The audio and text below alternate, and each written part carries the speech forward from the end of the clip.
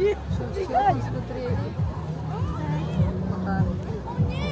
Пойдем домой. Можно.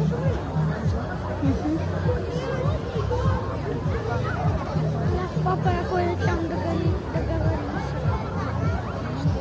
Мы с папой о кое-чем договорился. Секрет. Мы потратим на что-то деньги, да?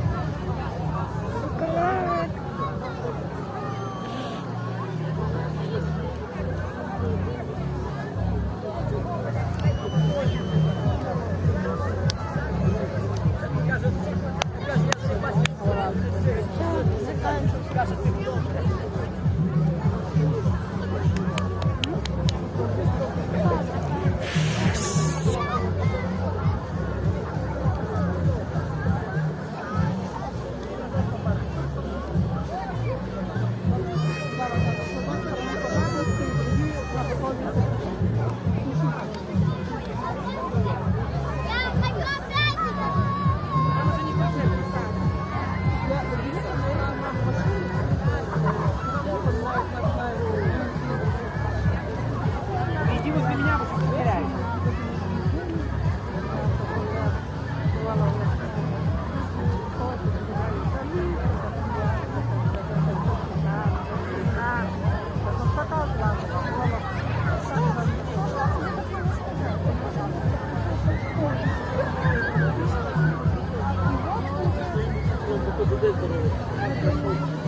Анатолий.